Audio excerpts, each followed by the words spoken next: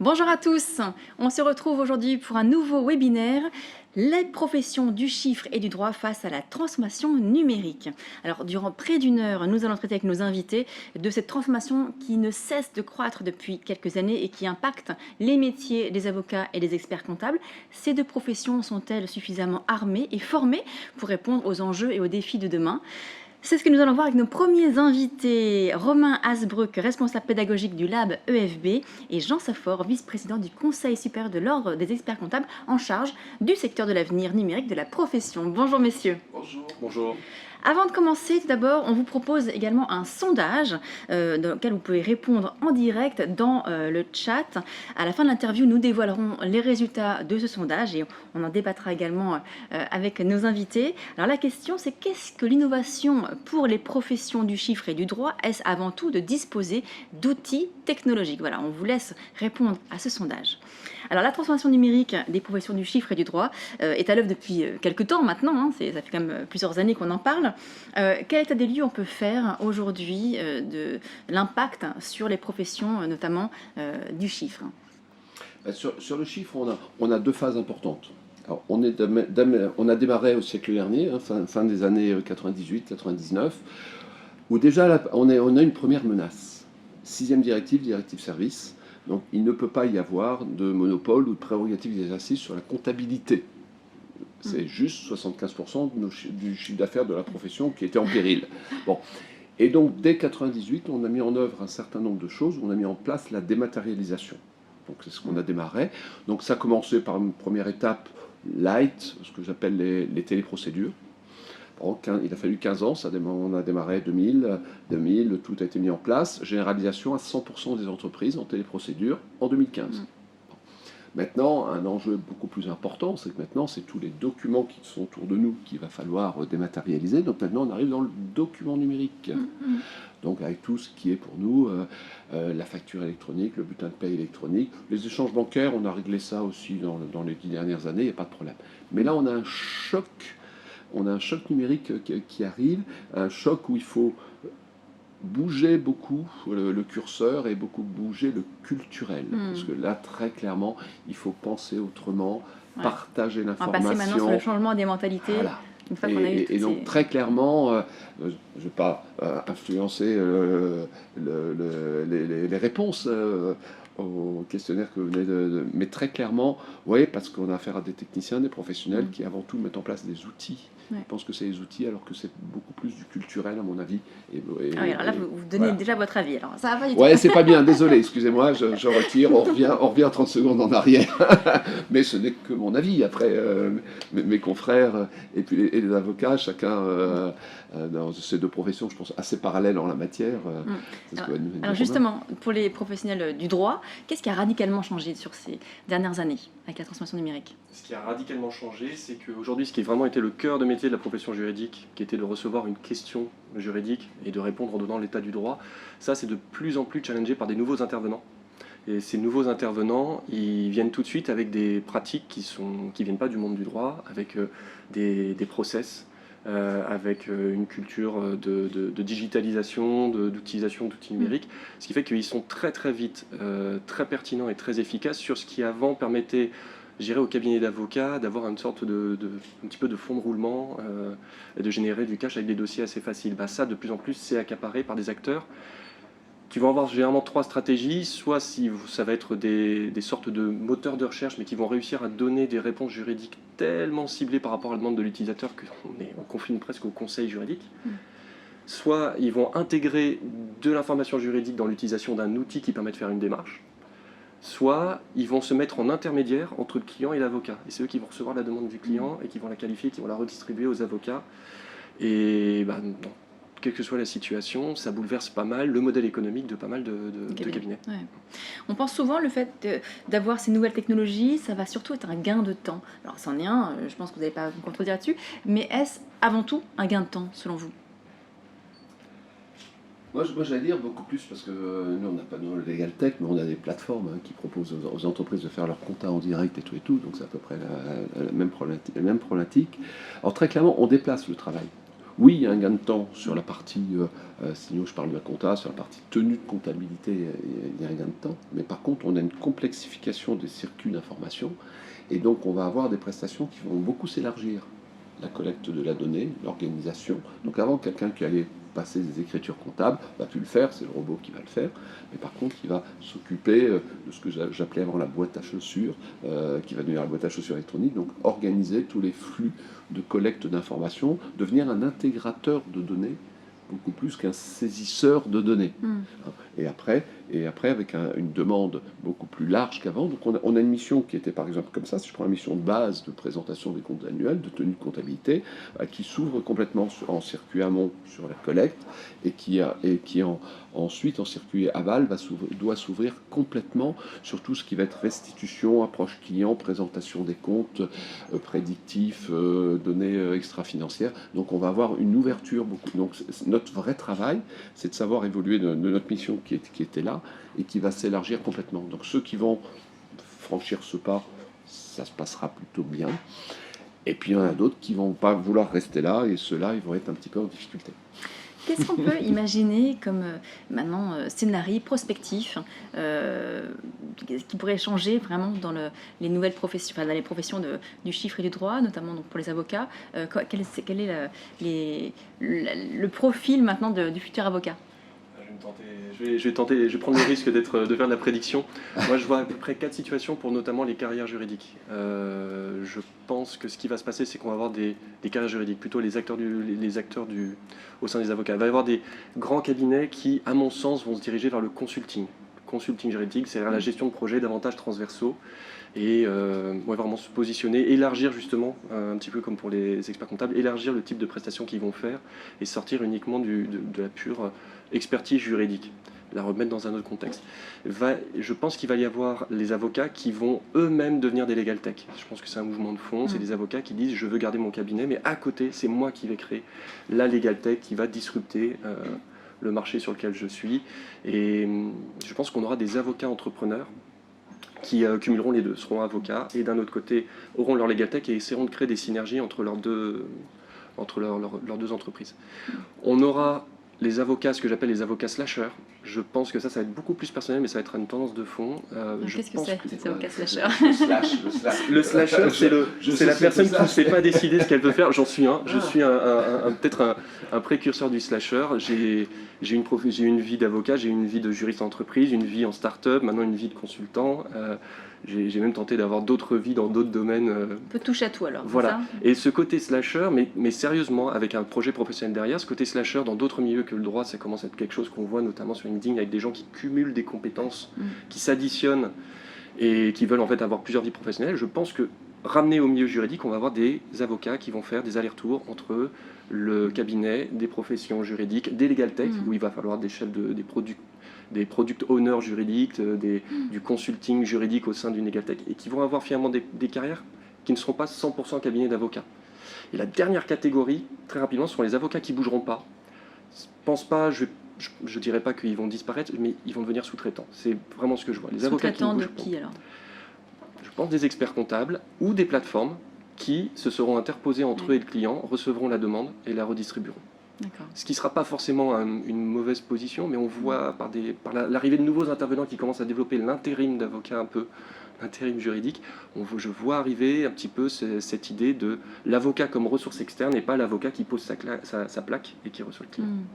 Vous êtes d'accord avec cette analyse? Alors ça c'était pour les avocats, est-ce que c'est transposable pour les experts comptables? Chez nous, voilà, le gros danger, notre grosse force, parce qu'on a force et faiblesse, bon.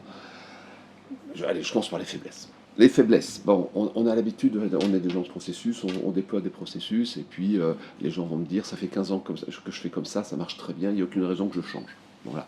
Donc ça, c'est la problématique qu'on a. On l'a aussi d'ailleurs sur des jeunes qui arrivent, parce que parfois on se dit, est-ce que les jeunes sont plus ouverts et tout? Non, on a des jeunes vieux, et puis on a des plus anciens qui sont plutôt agiles dans la tête. Donc c'est pas une question de génération, mais très clairement, c'est une question d'agilité. Bon. Donc nous, notre défaut, c'est la difficulté de changement, de changer, d'accepter le changement culturel. Notre force, et ça surtout dans ce monde-là, parce qu'on parlait de plateforme tout à l'heure, de sous-traitance, ça veut dire que la vraie problématique pour nos professions, c'est d'être l'intermédiaire parce que sinon je vais me faire disrupter des intermédiaires. Donc pour moi, notre grosse force, et c'est là-dessus qu'on doit investir complètement, c'est la relation client. Parce que j'ai C'était pas le cas déjà avant. si, j'ai cette confiance client et tout, et par rapport à ces plateformes qui vont chercher, d'ailleurs aujourd'hui, les plateformes, qu'est-ce qu'elles cherchent à faire? Des annuaires pour essayer de vous dire, bah, venez chez moi et je vous emmènerai chez un expert comptable. Moi, par principe, je refuse. Je n'en veux pas. Et c'est exactement la même chose que les Legal Tech, où les plateformes, c'est l'ubérisation, quoi. Où la plateforme veut absolument distribuer les métiers et avoir la relation client. Et ça, là, je suis mort. Si je garde ma relation client, c'est-à-dire si c'est moi qui organise les flux, si c'est moi qui organise un petit peu cette collecte, cette restitution, même si je fais appel à des spécialistes, à des gens autour, à des plateformes qui vont me donner un coup de main pour faire du travail collaboratif, c'est pas contradictoire. Mais ce qui est surtout le plus important, c'est de garder ma relation client. Alors ça, du coup, ça nécessite vraiment une autre culture, hein, finalement, une autre vision de sa profession, de son métier. C'est ce dont vous parliez tout à l'heure. Est-ce qu'on peut dire quand même aujourd'hui encore une résistance au changement, notamment pour les experts comptables? C'est énorme, oui, bien sûr. Ouais, Bien sûr. Alors oui, parce que, comme je dis, on a affaire à des techniciens à la base, on a des formations de techniciens, donc pas toujours assez ouverts sur tous ces trucs-là. Et puis j'ai un truc qui marche, il n'y a aucune raison que je change. Et puis on a plutôt du travail. Donc on a trop de travail en ce moment, on colle tous les... Donc les gens disent, de toute façon, moi j'ai le nez dans le guidon, donc les gens ont le nez dans le guidon, et ont un peu de mal à anticiper les changements à 5 ans. Et là, les changements à 5 ans arrivent beaucoup, parce qu'on a d'énormes changements là, qui arrivent 2023, 2025, là on a 4-5 années passionnantes à vivre, mais il faut accepter de les vivre.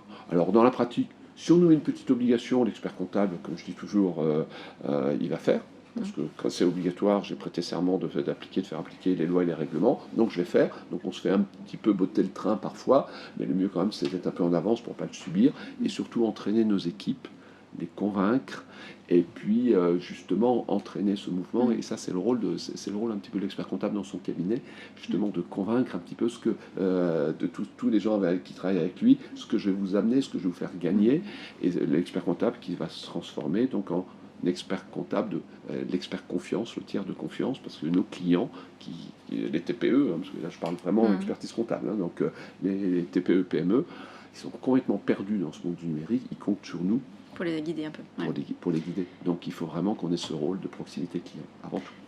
Et du côté des avocats, vous les voyez vraiment, justement, avant vraiment de rentrer dans les cabinets, est-ce que vous estimez que les élèves avocats aujourd'hui sont plutôt très, très ouverts à ce changement, ils sont réceptifs, au contraire, qu'il y a encore aussi là une résistance? On a vraiment les deux. Ouais. Quand on arrive quand les élèves avocats arrivent un peu dans les dernières parties de leur cursus au lab EFB, on va leur proposer un exercice qui relève plutôt de l'école de commerce ou de l'école de communication. Et on a deux choses. On a les élèves avocats pour qui c'est une énorme bouffée d'oxygène. Donc, je vais travailler en équipe, on ne va pas me demander un devoir parce que je vais travailler sur un projet sur lequel il n'y a pas de réponse préétablie, c'est moi qui vais la trouver. Donc on a pour qui c'est une énorme bouffée d'oxygène. Je suis libre et ce que je fais est intéressant et on m'aide plutôt qu'on me corrige. Il y a les élèves avocats qu'il faut convaincre. Il y a ceux pour qui, à partir du moment où c'est pas une dissertation, il n'y a pas un livre de doctrine juridique à ouvrir et un truc à taper, c'est pas du travail, c'est pas sérieux. Aller interroger des gens sur le terrain, regarder ce qui se fait chez les concurrents, c'est pas sérieux.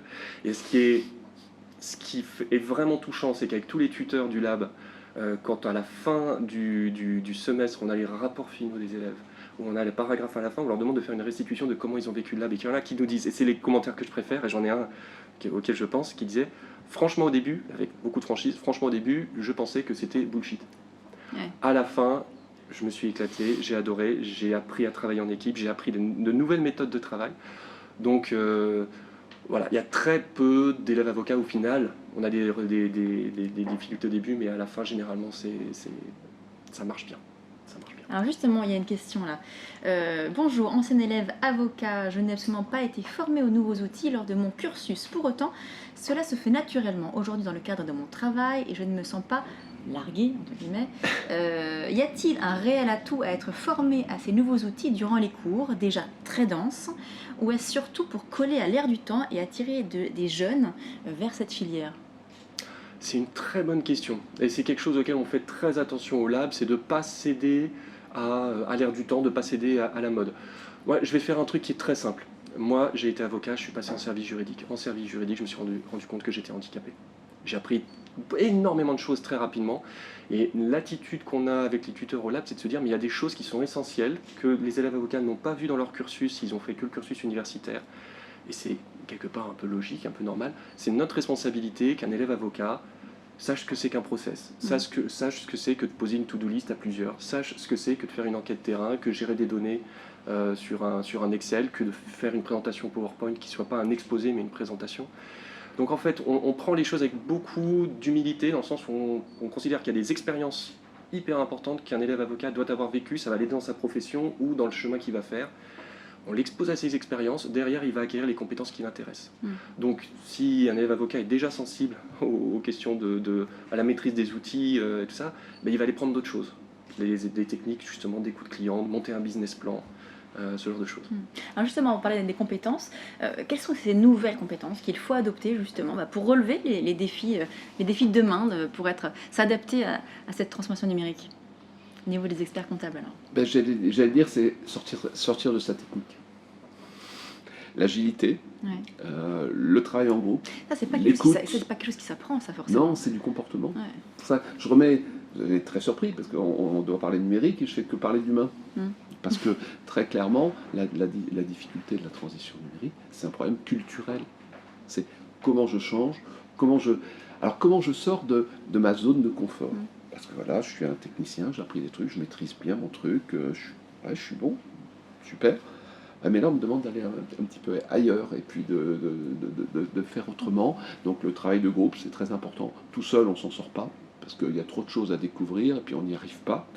Donc très clairement, on a besoin de gens agiles, ouverts, à l'écoute et qui sont capables de travailler en équipe. C'est vraiment la base des nouveaux profils dont on a besoin. Et après, eh ben, on avancera, on va avancer en groupe et on va avancer en découvrant petit à petit, mais avec une volonté aussi, de ne pas rester sur son domaine de prédilection. Pareil pour les avocats, c'est aussi une question d'agilité, vraiment d'humain encore là. Alors, je me méfie beaucoup de ces mots, parce qu'ils sont à la fois très vrais, mais en même temps, on ne peut pas former à l'agilité. J'y crois, je n'y crois pas. On ne peut pas former à des soft skills ou à des choses comme ça. Donc, nous, on a pris les choses par un Après, autre biais. on peut les avoir avec l'expérience. Et bien, exactement. Et nous, ce qu'on veut, c'est on les fait passer par des expériences, par des obstacles qui font que, en groupe, en équipe, il va falloir quelque part qu'ils trouvent les ressources. Et du coup, l'agilité, c'est simple. Nous, quand ils font un projet, que ce soit un site internet ou une appli, ils doivent développer un prototype. Ils sont élèves avocats. Ils doivent se dérouler. Très très loin finalement du cursus traditionnel. Et ce qui est le plus dur pour eux à comprendre, c'est de dire, mais en fait, on s'en moque même. Et ça, c'est vraiment les fondateurs du lab qui l'ont posé. Quand j'ai repris la direction du lab, on m'a dit, c'est la condition, c'est on s'en moque que ça soit bien fait ou que ça soit raté. Tu essayes. Et on dit, vous êtes l'avocat, vous avez le droit de rater. Mais vous essayez de fabriquer le truc que vous avez en tête. Et en faisant ça, en fait, l'agilité, l'ouverture, mais c'est de l'agilité, c'est pas que des notions, c'est pas la récré, c'est regarder ce qui se fait dans le marché, regarder ce que c'est qu'un parcours utilisateur, être très pointilleux sur ses fonctionnalités, les tests, est-ce que ça marche, est-ce que c'est ergonomique. Et tout ça, ça va arriver naturellement si on pose la contrainte de je m'en moque de savoir que tu es formé au droit international privé, il y a une application à faire. Je veux voir un prototype de cette application. Après, on les aide, on leur donne des outils, des moyens de faire des choses qui donnent le change avec très peu de moyens. Et c'est là-dedans, ensuite, on se dit, si la magie s'opère, ils auront développé l'agilité, le côté humain, l'obligation de se coordonner et d'échanger. Alors, évidemment, ça pose la question de la formation. Alors, vous êtes le lab EFB, donc c'est vraiment un lab au sein de l'école de formation du barreau, des élèves avocats. Donc, vous faites du prosélytisme pour justement aller vers plus de numérique. Parce que c'est vrai que avant, en fait, le cursus universitaire ne propose pas tellement de cours qui amènent à ces nouveaux outils, à cette innovation technologique. Et pareil pour les experts comptables. Pas du tout. Pas du tout. Et on a une grosse difficulté parce qu'on a un décalage énorme entre nos diplômes, l'éducation nationale, puis quand on discute avec l'éducation nationale, il faut 10 ans pour réussir à mettre en place les nouvelles formations dans 10 ans, qui auront donc 10 ans de retard, naturellement. Donc oui, on a un vrai problème. Donc moi, je pars plutôt du principe que la formation de base, ça sanctionne un niveau. une capacité justement d'ouverture, une Capacité de travail, ouais. une capacité de travail, et c'est tout. Ça sanctionne un niveau. Après, on les intègre dans les cabinets, et puis on va essayer de faire, s'ils ont toutes les qualités pour avancer, s'ils sont intéressés, ouverts et tout, on va réussir à avancer avec eux. Donc c'est vraiment là au départ, d'abord, l'attractivité, réussir à les faire venir en leur faisant voir que nos vieux métiers, hein, je ne suis pas venu avec mes manches de lustrine, je les ai retirés, mais voilà, et on les a retirés, on essaie de leur faire voir que c'est attractif la profession, qu'on veut les avoir, et qu'il faut qu'ils viennent avec nous dans cette aventure, et puis on va essayer de passer quelques années d'aventure ensemble. Mais rien dans les études, malheureusement. Et on est obligé de faire des formations complémentaires. Nous, on vient de mettre en place là, une formation nationale sur le numérique, hein, sur les nouveaux langages, sur la data vis, sur toutes ces techniques-là. Ce qui n'existe pas du tout dans nos profils. Moi, je rêverais juste qu'on ait une formation sur Word et Excel. Si juste on commençait par ça, le nombre d'avocats qui passent un nombre d'heures incroyables par semaine en tête-à-tête avec Word et qui n'en maîtrisent que 10% des fonctionnalités. La digitalisation, ça commence juste là, avec ces outils qu'on a en face de soi. Et moi, le cours à la fac qui m'a servi le plus dans ma carrière, ça a été un cours de quelques heures sur Excel. La formation académique est brillante en droit. Elle est vraiment brillante. On a des juristes qui sont bien câblés quand ils sortent de là, mais ils ne sont pas armés pour être en face de clients. Et ça... il y a même si je me permets juste en 30 secondes, il y a un tout petit truc qui me frappe là-dessus. Souvent quand j'accompagne les avocats, je leur dis quand vous demandez une consultation, vous mettez la conclusion en tête. La fin, votre conclusion, vous la mettez en tête. Beaucoup de gens me disent mais c'est bizarre, on ne nous a jamais demandé de faire ça à l'université. Et je passe mon temps à leur dire mais si vous l'avez fait. La synthèse d'abord, le détail après. Mais à l'université, j'essaie de leur expliquer, mais si à l'université constamment vous avez mis la conclusion en tête, tout simplement parce que vous répondiez à un sujet que le correcteur vous avait donné. Et donc le correcteur, il démarrait la lecture de votre copie avec la conclusion en tête. Et l'erreur de l'université, c'est de croire qu'on peut garder cette façon de faire sans remettre le client dans une nouvelle posture où le client ne nous a pas donné le sujet sur lequel vous avez travaillé, il faut lui remettre la conclusion en tête. Donc il y a un problème à l'université, il y a une très bonne formation, mais il n'y a pas l'explication du contexte dans lequel cette formation s'inscrit et du changement d'attitude qu'il faudra avoir quand on va se retrouver face à un client qui va vous payer pour cette expertise. C'est l'attente client. Ouais. Alors, on va retrouver maintenant le résultat du sondage, parce qu'on avait donc posé la question. L'innovation numérique passe-t-elle d'abord par les outils? Eh bien, vous aviez plutôt dit non, de votre côté. C'était bien ça, c'était plutôt mais mes confrères répondent oui. Mes confrères répondent oui. Voilà. Je sais bien. 63%, j'allais dire. ont répondu oui. J'allais vous dire à 70%, mais mes confrères vont dire c'est d'abord des outils. Ah mais on en a parlé avant. Ce sera l'objet peut-être d'un deuxième débat. Il faudra justement expliquer. Oui, mais justement parce que les gens, on a affaire à des techniciens qui pensent technique. Et donc qui recherchent d'abord des outils. Enfin, je parle pour la profession d'expert comptable. Hein, je connais même. Mais très clairement, oui, de toute façon, je vous l'avais dit avant. Ça vous étonne vous également, Romain, ces résultats? Ça ne m'étonne pas. Et ça ne m'étonne pas. Je pense que c'est une façon, il faut prendre... Il y a encore du travail, c'est ça? Il y a encore du travail. Il y a vraiment ce triptyque qu'il faut que les gens intègrent, c'est outils, process, produits. Si je mets de l'argent dans des outils, ça veut dire que je dois les utiliser souvent, donc il faut que j'ai des process derrière. Si je mets du temps et de l'argent pour développer des process, ça veut dire qu'il faut que j'en fasse des produits et que du coup, j'aille vers les clients avec une stratégie commerciale sur ces produits. Donc en fait, je dois changer d'abord ma vision de ma relation au client pour en fin de course prendre l'outil. C'est ça qui est compliqué, mais c'est normal que ça soit compliqué. Et c'est passionnant justement d'être là pour faire changer. C'est pour ça qu'on est là, justement, pour discuter avec tout le monde et avancer avec nos confrères. Et on aime bien avoir des débats comme ça, parce qu'il n'y a pas de position pure, ça bouge toujours. Et on doit tous être agiles. Ce sera le mot de la fin, justement. Merci beaucoup pour ce premier panel donc, sur la transformation numérique. On va faire une très très courte pause pour accueillir nos prochains invités. À tout de suite. Merci. Merci.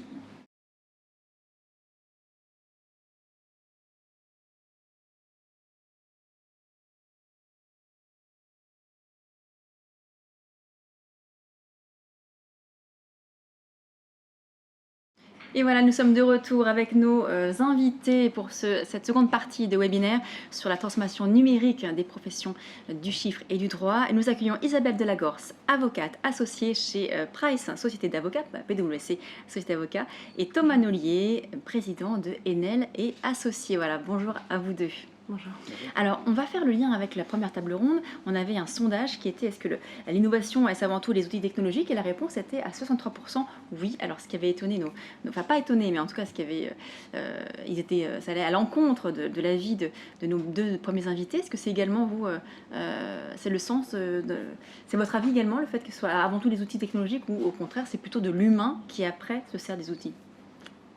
Je pense qu'en pratique, dans ce qu'on voit et dans ce que les gens comprennent et voient sur le marché, ils pensent que l'innovation passe par l'outil. Donc de manière générale, tout le monde se rue un peu vers l'outil, alors qu'en fait, quelque part, ça devrait être un outil pour arriver à un objectif ou à un nouveau modèle. On a peut-être tendance à prendre les choses un peu à l'envers, donc je ne suis pas surprise du résultat, même si j'aimerais bien que ce soit inversé. C'est votre avis également? Complètement, d'autant plus que l'outil, la digitalisation et la technologie ont été créés par l'homme, pour le compte de l'homme, pour des besoins clients qui existaient déjà en amont. Donc a priori, on est plutôt les initiateurs que les suiveurs. Et je pense en effet qu'il faut beaucoup plus d'humains grâce à la technologie et les mutations que l'inverse. Alors, on propose un nouveau sondage justement pour cette deuxième table ronde. Ce sera cette fois-ci, est-ce que les legal tech sont selon vous une aide ou un concurrent? Voilà, donc on vous laisse répondre massivement et on analysera les résultats justement après l'interview. Alors, en quoi l'innovation technologique a-t-elle modifié votre métier au quotidien? On a vu dans la première table ronde justement l'évolution, ce que ça avait changé, puis évidemment la nécessité de changer aussi les mentalités. Mais dans votre quotidien d'avocat et d'expert comptable, qu'est-ce que ça change concrètement aujourd'hui, Isabelle?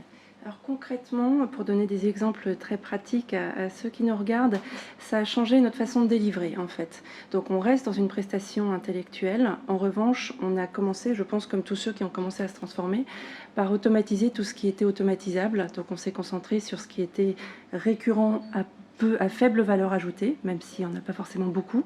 En tout cas, on a commencé par ça, c'était le chantier le plus facile. Et puis progressivement, en fait, donc ça c'est grâce à des outils, bien sûr, qu'on développe soit en interne, soit sont des solutions qui exercent sur le marché. Et puis progressivement, on a évolué vers des outils un peu plus complexes qui utilisent notamment l'intelligence artificielle. Et pour donner un exemple très concret, ça va être tous ces outils autour de l'extraction de ce qu'on appelle les données non structurées, donc ce qui n'est pas chiffré, à la différence de votre métier à vous. Et donc on est sur des outils voilà, qui commencent à mélanger, à mettre de l'intelligence artificielle dans des logiciels qui deviennent très complexes, qui nécessitent cependant quand même une grosse intervention des avocats. Donc c'est pas de la magie, contrairement à ce que beaucoup pourraient penser. Et donc on a des équipes d'avocats qui travaillent là-dessus. Voilà, donc c'est surtout pour nous au quotidien, c'est mettre dans notre façon de délivrer notre prestation d'assistance juridique, de mettre des outils en fait dans la façon de délivrer ces prestations.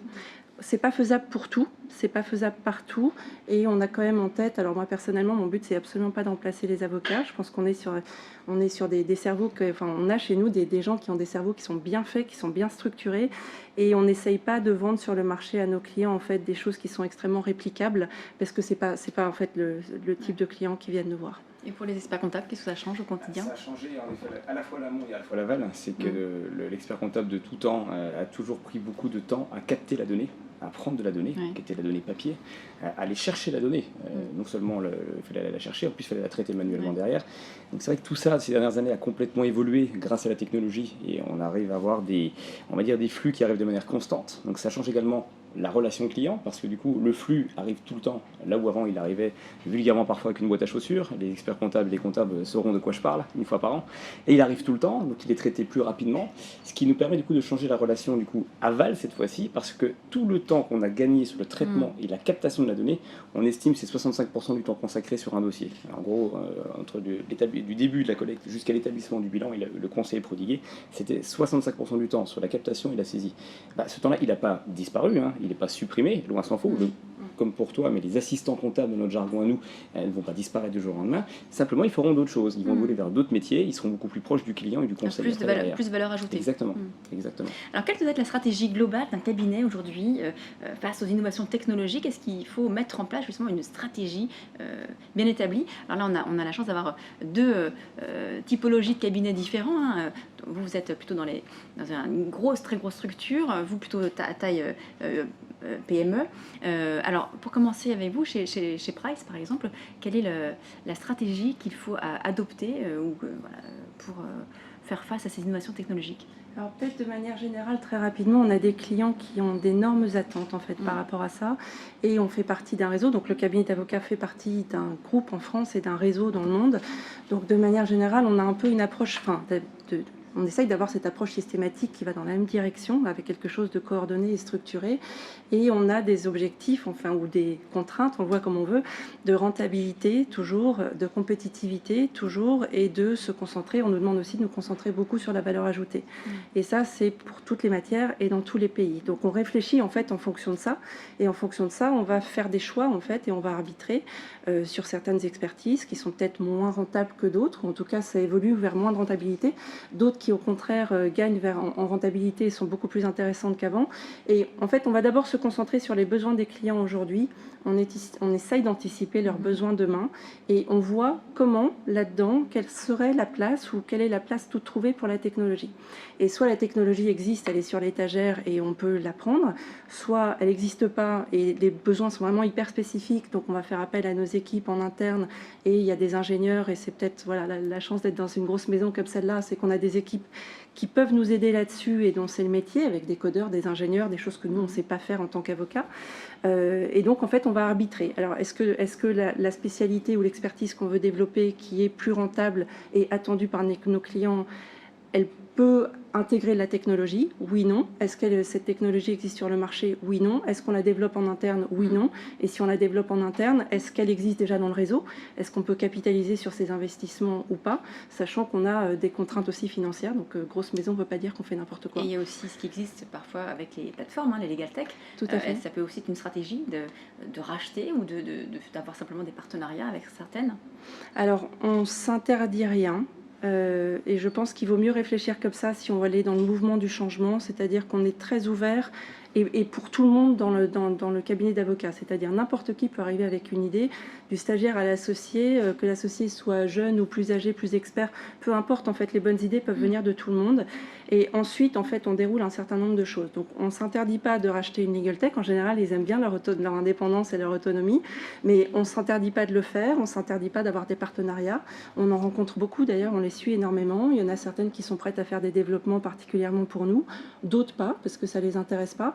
Et donc, on va voir, en fait, en fonction de ça, on navigue, on sait très bien, on sait assez bien où on va, même s'il y a beaucoup d'inconnus, mais on essaye de se fermer vraiment aucune porte. Du côté des cabinets d'expertise comptable, quelle est selon vous, en tout cas chez Enel Associés par exemple, la stratégie? Nous, la stratégie, on essaie de prendre un virage, peut-être tard, certains vous diront tôt, d'autres tard, c'est à l'horizon 2015, où, selon moi, arrivé à cette époque-là, on a commencé à avoir des nouvelles solutions qui sont arrivées sur le marché français et européen derrière. Ce que j'appelle la génération 2.0, c'est des générations beaucoup plus poussées de logiciels, avec la branche intelligence artificielle, qui s'est bien améliorée encore depuis derrière. Et pour un cabinet de petite taille humaine, il fallait faire un choix. Il fallait faire un choix à la fois sur la solution à choisir, en effet. On n'avait pas, en tout cas pas encore... Ça peut enfermer, dès que vous allez choisir par exemple un prestataire. Complètement. Ça veut dire que vous devez essayer de sélectionner plusieurs prestataires et les comparer entre eux, faire appel aux confrères, on partage beaucoup dans la profession, et comme les avocats d'ailleurs. Et l'idée, c'était de réussir à voir qu'est-ce qui pouvait répondre au plus de besoins cabinets et besoins clients. Parce qu'est arrivé après récemment derrière les besoins des clients. Et les clients maintenant, parfois arrivent avec une solution en disant, nous on veut bien travailler avec vous, mais si vous choisissez cette solution. Parce que vous avez de la publicité, vous avez de la communication sur le sujet. Et donc du coup, vous ne pouvez plus, ce que j'avais fait moi au début, choisir une seule solution, et on est plutôt dans un stade où on compare les offres, et on en a plusieurs.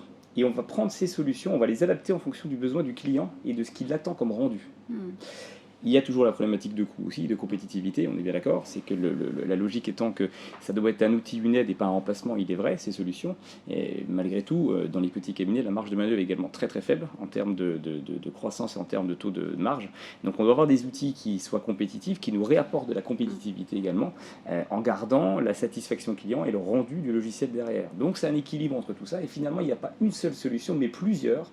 Et on doit constamment être alerte aux nouvelles solutions qui arrivent sur le marché. Et il y en a tout le temps. Tout le temps. Et est-ce que vous avez, par exemple, des sociétés qui vont vous faire un petit peu un état des lieux de tout ce qui est possible, une sorte de catalogue, pour pouvoir être justement à l'affût de ce qui se passe et de pouvoir répondre au mieux aux clients, ou est-ce que c'est vraiment à vous, après, d'aller vous chercher un petit peu à droite à gauche?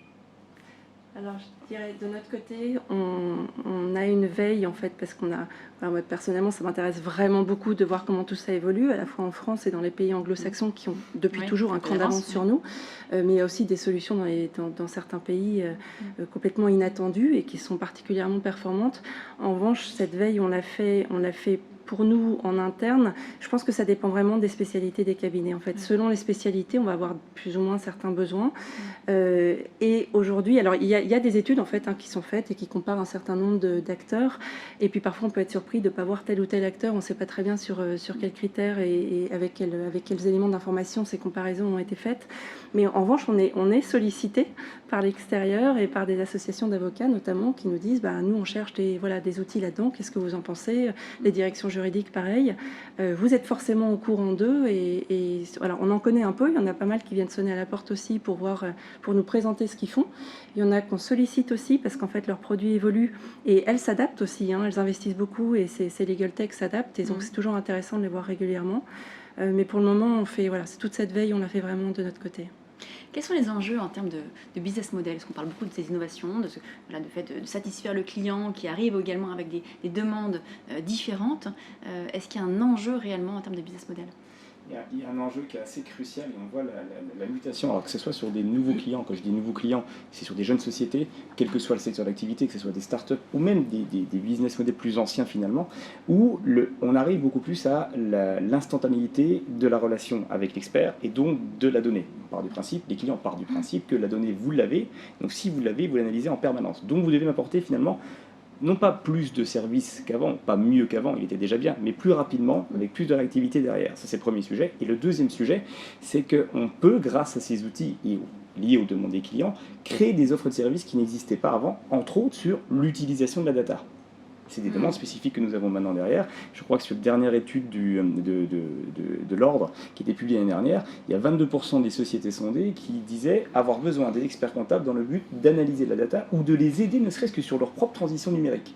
Donc des nouvelles offres de services finalement qui s'ouvrent à nous, si on écoute le marché, grâce à ces solutions que nous n'avions pas avant. Mais donc vous estimez, pour dire les choses un peu très crûment, ça vous apporte plus de chiffre d'affaires, ces innovations technologiques? Est-ce que vraiment vous voyez qu'il y a vraiment une avancée par rapport au métier qu'on pouvait faire il y a quelques années encore? Alors, c'est pas aussi simple. Dans l'expertise comptable, en tout cas, notre métier régalien, qui a toujours été de tout temps la tenue comptable et la révision des comptes, ou la production des comptes, surtout à l'échelle TPE, bien évidemment, plus vous avez des sociétés de grande taille, au moins vous aviez la tenue, en plus vous aviez la révision de comptes. Cette partie-là, on l'a toujours. Les cabinets sont fortement dépendants encore aujourd'hui de la tenue comptable à proprement parler, sauf que la partie chiffre d'affaires ne fait que baisser dans le temps. Les clients ne sont plus prêts à payer quelque chose qu'ils estiment à aujourd'hui à faible valeur ajoutée, parce qu'il y a les outils. Donc finalement, la technologie peut nous aider, ça dépend comment on la voit, elle peut nous aider, elle doit nous aider, si et seulement si on se réinvente et on crée d'autres offres de services, à minima pour compenser la perte de chiffre d'affaires que nous avons sur le métier régalien.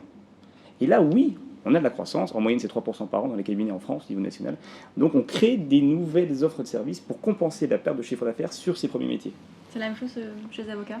Oui, c'est proche, même si on n'est pas sur le même métier, mais peut-être juste parce qu'on en parlait ensemble, c'est vrai que c'est la première frayeur qu'on a eue quelque part sur le marché, c'est quand on a appris on a réalisé en fait concrètement que les experts comptables faisaient aussi pas mal de juridique, en fait, de droit des sociétés notamment.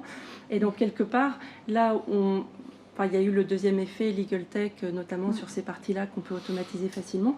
Mais je rejoins complètement ce que dit Thomas, c'est-à-dire qu'il y a une perte de chiffre d'affaires d'un côté qui est compensée par une autre. Est-ce que l'enrichissement est phénoménal par rapport, ou l'augmentation du chiffre d'affaires est phénoménale par rapport à ce qu'il y avait avant, parce qu'on a des nouveaux outils? Moi, je le vois pas comme ça, parce qu'en fait, on en est... Alors, d'une part, c'est vrai ce que dit Thomas, c'est-à-dire qu'on a des clients qui nous disent qu'ils ne sont pas prêts à payer la même chose que ce qui est payé il y a 10 ans, 15 ans, 20 ans, parce qu'ils considèrent qu'aujourd'hui, il nous appartient d'avoir ces outils-là. Et si on ne les a pas, ils iront voir ailleurs. Donc ils ont des grosses attentes là-dessus. Et pour eux, c'est un petit peu la base. En plus, il y a des espèces de messages qui circulent pas mal, où il y a beaucoup de communication autour de certains outils, et ils se disent qu'en ligne, ils vont trouver exactement la même chose que ce qu'on peut leur fournir nous, avec un avocat derrière qui va faire quelque chose de très ajusté. Bon. Mais ça ne les intéresse pas forcément de payer plus cher pour avoir quelque chose de très ajusté, parce qu'ils pensent que ce n'est pas nécessaire. En revanche, la compensation en termes de chiffre d'affaires, elle n'est pas significative aujourd'hui, parce que les investissements technologiques sont énormes. et qu'avoir en interne une équipe de codeurs et d'ingénieurs, c'est formidable, mais c'est un coût aussi. Prendre des licences, c'est un coût. À chaque fois qu'on travaille sur, voilà, qu'on envisage de travailler avec un nouvel éditeur, il y a énormément de travail en amont de beaucoup d'équipes, en risk management, sur toutes les problématiques liées aux données. Enfin, il y a beaucoup d'enjeux derrière, ce qui fait qu'en fait, on a une petite armée quand même de personnes qui travaillent sur ces outils-là, rien que pour nous assurer qu'on peut les utiliser. Et sans parler après du coût de la licence aussi. Donc, pour le moment, je ne dirais pas qu'il y a une compensation en fait en termes de chiffres, mais on doit être là et je pense que c'est compétitif. Voilà, et c'est important pour nous. On doit être au rendez-vous. Il faut qu'on se creuse la tête. Il faut qu'on elles viennent en fait perturber un peu un monde qui n'avait pas bougé depuis très longtemps. En fait, c'est Legal Tech et en ça, elles sont très disruptives et c'est très bien en fait, parce que ça nous oblige à réfléchir différemment, à réfléchir à des nouvelles offres, à travailler différemment et il y a beaucoup d'enjeux derrière tout ça. Mais on le prend vraiment comme, on le prend comme une responsabilité en fait. Pour nous, c'est important de s'approprier ces sujets-là. Alors on a parlé des données également. La protection des données, c'est vrai que c'est un sujet très important. En quoi ces innovations technologiques aujourd'hui bousculent en quelque sorte ces données et surtout cette protection des données? Est-ce que c'est plutôt du positif ou du négatif selon vous pour aujourd'hui?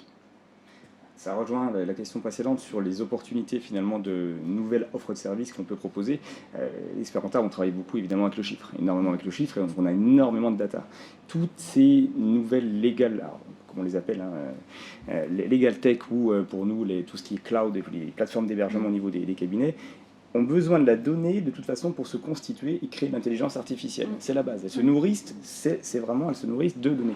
Donc la limite à ça, c'est qu'est-ce qu'on en fait et qu'est-ce qu'on peut en faire. Et la limite à déjà, alors qu'est-ce qu'on en fait? Avant de répondre à ça, c'est qu'est-ce qu'on peut en faire. On peut en faire quelque chose si et seulement si déjà on a le consentement et l'avis du client, surtout si c'est la donnée personnelle. Le droit de propriété, je crois, est très challengé encore en France et au niveau européen sur qu'est-ce qu'est le droit de la propriété d'un chiffre. Ce qui est sûr, c'est qu'il nous faut l'aval des clients pour avoir la partie officielle et pouvoir s'en servir. Après, la question, c'est, une fois qu'on a respecté les règles du légal, qu'est-ce qu'on en fait? Alors, qu'est-ce qu'on en fait? Il y a une cellule qui a été créée, il y a une phase de test, je crois, avec une plateforme qui regroupe ce qu'on appelle les FEC, les fichiers d'écriture comptable, dans le but d'en sortir pas mal d'éléments qui vont être des rapports, des statistiques à destination des confrères, mais surtout des clients. Et l'objectif, c'est de se servir de cette donnée pour apporter un produit, une offre de service qu'on n'avait pas avant derrière. Par exemple, une pré-analyse du scoring bancaire d'une société. Par exemple, des analyses sectorielles d'un domaine d'activité d'une société donnée. Par exemple, des analyses statistiques par rapport à la performance de l'entreprise. Donc, qu'est-ce qu'on en fait? Tout ça. Avant, on ne les utilisait pas ou pas assez, finalement. Et de plus en plus, l'ordre a été assez, on va dire, précurseur sur le sujet. On va les utiliser pour faire d'autres offres de services. Voilà. Et pour les avocats, du coup, la protection des données, c'est quand même aussi quelque chose de très important. Oui, alors c'est un gros sujet. Et peut-être pour rebondir sur 2 points, on n'est pas sur le même type de données en fait que les experts comptables où ça va être énormément du chiffre en fait. Alors sauf que les fiscalistes chez nous manipulent beaucoup de chiffres aussi, mais on va être beaucoup sur des informations et des informations qui vont être hyper sensibles. Et donc pour nous, alors l'enjeu, on n'en est peut-être pas au qu'est-ce qu'on va faire de ces données, parce que comme tu le disais justement, comment les protéger? Alors d'abord, on a le droit de les utiliser que dans le cadre des missions qu'on nous confie. Ensuite, on doit faire extrêmement attention à l'endroit où elles sont stockées. Et ça, c'est lié au choix des outils aussi. Donc, on ne va pas prendre n'importe quel outil, qu'il soit interne ou externe, peu importe. On a un droit applicable qui va être différent dans tous les pays du monde où on va être implanté. Et on va faire extrêmement attention à là où vont partir les données. Donc, typiquement, quand on rencontre des legal tech, même s'ils ont le meilleur produit de la planète, si les données ne vont pas dans un endroit qui est suffisamment sécurisé pour nous, s'il y a le moindre risque pour nos clients, on ne prendra pas ce risque. On va faire le sacrifice d'une super technologie parce qu'on veut protéger les données, on veut protéger les clients. Et les clients, d'ailleurs, nous font confiance pour ça et c'est important qu'ils puissent avoir confiance en nous. Donc, on fait extrêmement attention dans toutes les solutions qu'on choisit à là où on va être, voilà, où vont les données, où atterrissent-elles, et je pense que c'est quelque chose que les legal tech devraient avoir vraiment en tête parce qu'on les challenge beaucoup là-dessus et elles n'ont pas forcément une réponse toute faite. Donc on fait des tests, on a l'équipe IT qui travaille là-dessus, la DSI, etc. Mais on réalise en fait que la partie sécurisation des données n'est pas forcément au rendez-vous. Donc c'est vraiment un sujet qu'il faut que tout le monde ait en tête, et les legal tech en premier en fait, parce que les avocats vont pas avoir tous le réflexe et en ligne typiquement les consommateurs ou les clients vont pas forcément avoir le réflexe de vérifier ça. Donc il y a un vrai enjeu là-dessus de protection et nous ça fait partie des critères en fait qu'on vérifie pour être sûr qu'on peut aller ou pas vers telle ou telle solution. Après, si tant est qu'on ait l'accord du client pour utiliser tel ou tel type de données, c'est qu'est-ce qu'on en fait. L'intelligence artificielle, en fait, elle se base sur la donnée. La donnée, on l'appelle souvent l'or noir. Et s'il n'y a pas cet or noir, on n'en fait rien. Il faut qu'il soit qualitatif. Faut que ça réponde aussi à un certain nombre de critères. Je pense qu'il va se passer des choses forcément dans les années qui vont arriver. Faut pas que ça devienne n'importe quoi. On sait aussi qu'il y a parfois des données qui circulent qui ne devraient pas, et c'est un vrai danger en fait pour tout le monde. Et les avocats, je pense, sous-estiment la valeur des données qui passent entre leurs mains. Et c'est la même chose pour les directions juridiques d'ailleurs. Donc aujourd'hui, voilà, qu'est-ce qu'on va en faire demain avec l'intelligence artificielle chez les avocats? Je ne pourrais pas vous répondre. Ce sont des sujets auxquels on réfléchit beaucoup. Mais en tout cas, pour le moment, on les protège et on fait très attention. Et on essaye de sensibiliser les clients là-dessus. Alors une dernière question sur la communication aussi et le marketing que l'on peut faire sur ces innovations technologiques, chacun pour chaque cabinet. Il y a le savoir-faire et puis il y a aussi le faire savoir. Aujourd'hui, selon vous, ces innovations, est-ce que c'est plutôt justement un point positif pour attirer de nouveaux clients, ou au contraire c'est plutôt quelque chose qui peut faire peur? Enfin, quel est votre avis sur cet aspect un peu de communication autour de ces innovations? C'est exactement ça, c'est toujours opportunité-menace, comme dans toute solution, comme dans toute disruption. On a beaucoup parlé de l'uberisation de l'économie, de l'uberisation du métier de comptable, les avocats en partie, peut-être à moindre mesure, je ne sais pas.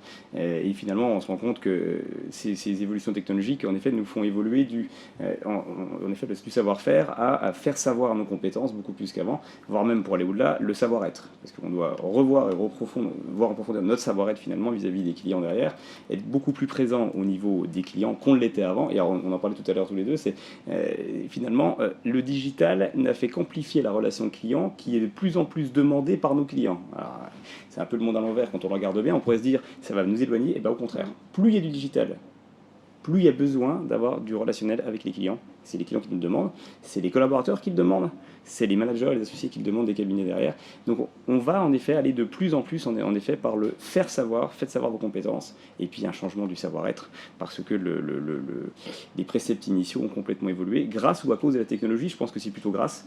Il faut voir le bon côté des choses et puis évoluer dans ce sens-là, vis-à-vis des clients, vis-à-vis de nos métiers. Isabelle? Alors on est très alignés en fait sur ce dont je ne vais pas répéter ce qu'a dit Thomas, parce qu'en fait c'est vraiment ça, on le voit dans la place de la technologie et la place de la relation client. En fait, c'est marrant parce que plus il y a de technologie, plus la relation client est importante. Et pour notre plus grand plaisir d'ailleurs, parce que c'est quelque chose qui est important pour nous. On est dans un métier de contact aussi, il ne faut pas l'oublier.